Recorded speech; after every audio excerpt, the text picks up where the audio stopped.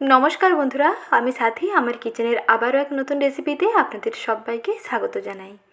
আজকে রেসিপিতে বানিয়ে দেখাবো একেবারে সহজ পদ্ধতিতে মুচমুচে রসালো আমৃতি কিভাবে তৈরি করবেন তার একটা সহজ ভিডিও আপনাদের সঙ্গে শেয়ার করলাম। কোথাও স্কিপ না করে শেষ পর্যন্ত দেখে নেওয়ার অনুরোধ থাকলো, আর ভালো লেগে থাকলে একটি লাইক করে দেওয়ার অনুরোধ থাকলো। তাহলে আসুন দেখে নিন আজকের সহজ রেসিপি আমৃতি। কম উপকরণে ঝটপট কী করে তৈরি করবেন তার সহজ রেসিপিটি দেখে নিন। আমৃতি তৈরি করতে লাগবে বিউলির ডাল। এখানে নিয়েছি খোসা ছাড়ানো বিউলির ডাল। আর বিউলির ডালগুলোকে প্রায় 7 থেকে 8 ঘন্টার জন্য জলে ভিজিয়ে রেখে দিয়েছিলাম। এতে দেখুন ডালগুলো খুব সুন্দর ফুলে গেছে। এখন জল থেকে ছেঁকে নিয়ে ডালগুলোকে একটা মিক্সার গ্রাইন্ডারে নিয়ে খুব সুন্দর করে বেটে নিতে হবে। আর বেটে নেওয়ার সময় জলটা খুবই অল্প অল্প করে দিতে হবে, একসঙ্গে বেশি পরিমাণে জল দিয়ে দেবেন না, তাহলে কিন্তু পাতলা হয়ে যাবে, তাতে আমৃতিগুলো ভালো হবে না। ভাজার পরে মুচমুচে থাকলেও পরে কিন্তু নেতিয়ে যাবে, তাই জলটা সবসময় অল্প অল্প করে দিয়েই বাটবেন। আর একেবারে স্মুথ এবং ক্রিমের মতন করে বাটতে হবে। দেখুন প্রায় 2 থেকে 3 বার এরকম বেটে নেওয়ার পরে দেখুন কত সুন্দর তৈরি হয়ে গেছে। এই রকম করে স্মুথ এবং ক্রিমের মতন করে বেটে নিয়েছি। ডাল বাটাটাকে এখন একটি পাত্রে নামিয়ে নিচ্ছি। এই ডাল বাটাটাকে খুব ভালো করে ফেটিয়ে নিতে হবে। এর সঙ্গে কোনো কিছু মেশানোর দরকার নেই। যদি মনে হয় 1 চিমটে লবণ তাহলে অ্যাড করতে পারেন, আর যদি মনে হয় মিষ্টি জিনিসে লবণ স্কিপ করবেন তাহলে কিন্তু স্কিপ করতে পারেন। এখানে কোনো কিছু না দিয়ে শুধু ডালটাকে খুব ভালো করে ফেটাতে হবে। আর যদি কালার চান তাহলে এখানে অল্প একটু রেড ফুড কালার অ্যাড করতে পারেন, তাহলে এটা একটু লালচে ভাব চলে আসবে। প্রথমে দেখুন ডালটাকে খুব ভালো করে ফেটিয়ে নিচ্ছি। ডালটার ঘনত্ব আগে থেকে দেখবেন অনেকটা বেড়ে যাবে, সাদা ধপধপে হয়ে যাবে, আর একেবারে ফুলে ফেপে উঠবে। খুব সুন্দর করে ফেটাতে হবে। এই সময়টা একটু বেশি লাগবে, প্রায় ধরুন 10 থেকে 12 মিনিট, দরকার হয় 15 মিনিট সময় নিয়ে ফেটিয়ে নেবেন। বেশ ভালো করে ফেটিয়ে নেওয়ার পরে দেখুন এটা খুব সুন্দর ক্রিমের মতন হয়ে গেছে। এখন লাগবে এই রকম একটি খালি তেলের প্যাকেট। খালি তেলের প্যাকেটের মধ্যে এই রকম একটি চোঙ ভরে নিয়েছি। আর এই রকম চোঙগুলো আপনারা বাসন দোকানে খুব সহজেই পেয়ে যাবেন। এখন ফেটানো ডাল বাটাটাকে এই খালি প্যাকেটের মধ্যে ভরে নিতে হবে। আর প্যাকেটে দেখুন এইভাবে করে কাটতে হবে। এই যে আমৃতিগুলো যখন তেলের মধ্যে ভাজবেন বানাতে খুবই সুবিধা হবে। দেখুন এই রকম সমস্ত ব্যাটারটা এক জায়গায় নিয়ে এসে এই রকম হাতের মধ্যে মুঠো করে একটু চাপ দিলে সহজেই বানাতে পারবেন। আমৃতিগুলো ভেজে নেওয়ার আগে এখানে চিনির শিরাটা রেডি করে রাখতে হবে। তার জন্য দেখুন নিয়ে নিচ্ছি মেজারিং কাপের হাফ কাপ চিনি, আর দিচ্ছি সেই কাপের মাপ করে 1 কাপ জল।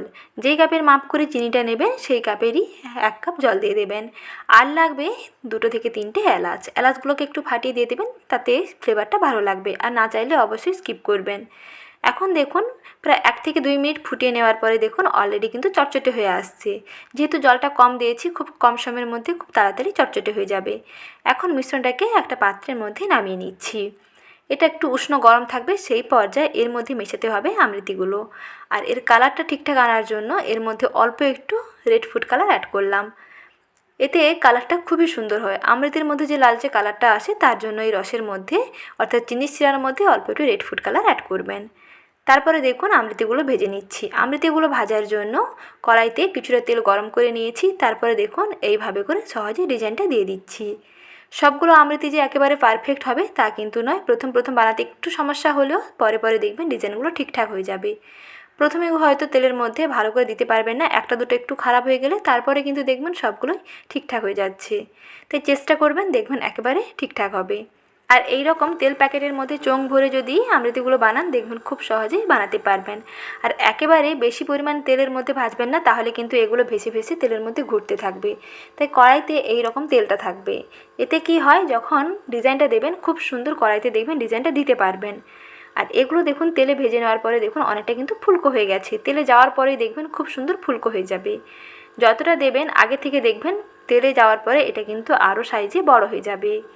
একটুক্ষণ সময় নিয়ে ভেজে নিতে হবে। প্রথমে গ্যাসের আঁচটা মাঝারি থাকবে, তারপরে গ্যাসের আঁচটাকে কমিয়ে একটুক্ষণ সময় নিয়ে ভাজতে হবে। তাহলে কালারটাও যেমন সুন্দর হবে আর তেমনি ভীষণ মুচমুচে হবে। ভেজে নেওয়ার পরে দীর্ঘ সময় পর্যন্ত একই রকম মুচমুচে থাকবে।